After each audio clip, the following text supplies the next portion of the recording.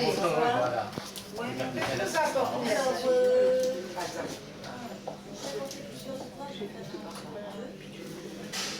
J'ai lu récemment un livre d'Herbert George Wells, La machine à explorer le temps. Il est connu et je lis avec beaucoup d'intérêt. J'ai été très impressionnée par la réflexion qu'il avait sur la science, sur l'intelligence humaine. C'est un personnage qui est d'ailleurs décrit de manière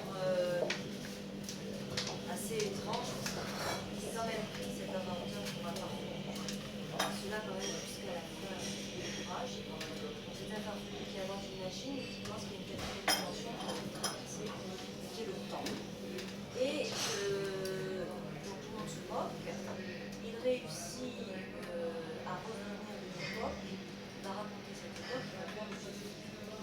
Et c'est plus dans les années 80 000, enfin dans le futur, et il rencontre des humains qui ont évolué. Et ça lui donne l'occasion de critiquer son époque par rapport à celle qu'il vit. Alors au début,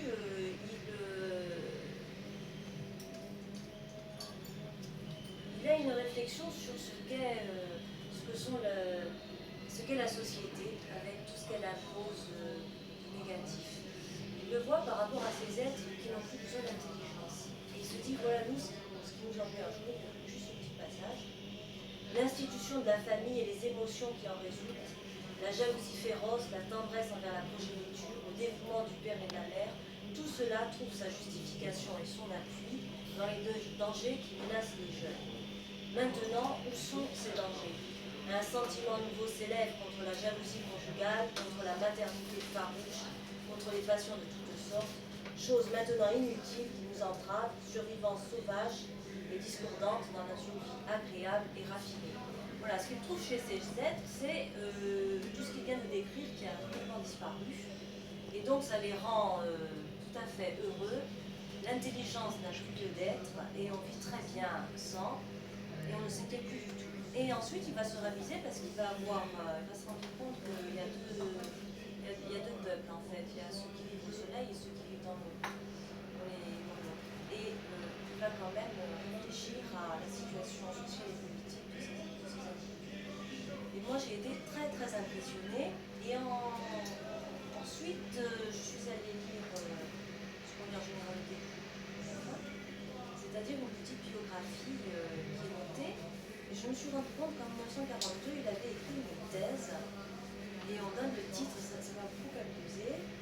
Alors, c'était un biologiste qui suivait les idées de Darwin. Il a interviewé plusieurs fois Staline, Roosevelt, il a travaillé avec lui. C'était quelqu'un de très très engagé politiquement. Alors, sa thèse, c'était l'analyse qualitative de l'illusion de vie individuelle dans le haut métazoaire, notamment dans l'espèce Homo sapiens. C'est-à-dire qu'il a essayé de comprendre l'évolution de l'homme depuis les périodes très reculées jusqu'à son temps. Et j'ai trouvé que c'était un ouvrage remarquable de finesse, de précision, de réflexion, que j'ai un tout petit peu mélangé parfaitement, qui est la peste bubonique,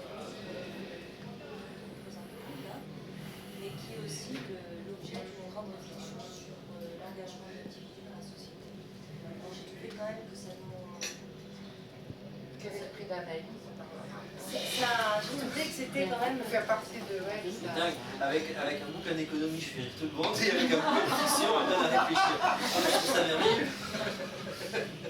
Moi j'ai trouvé que ce sont des livres qu'on devrait relire de temps en temps, parce qu'ils posent simplement et finement des questionnements sur ce que l'on fait dans la société et ce qui nous embarrasse, ce qui nous gêne, sans apporter, ce ne sont pas des prophètes et ne donnent pas des conseils. J'ai trouvé que c'était quand même des choses qui nous mettent en place et qui nous aident à réfléchir.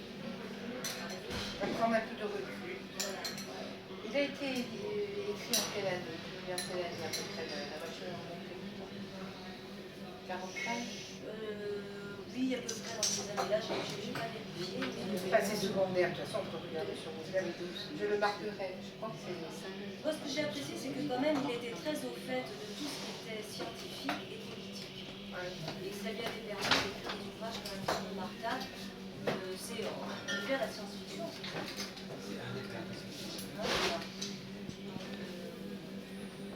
En même temps, un penseur. C'est une littérature très agréable à lire. Merci. Je vais donner la parole à présent à Frédéric.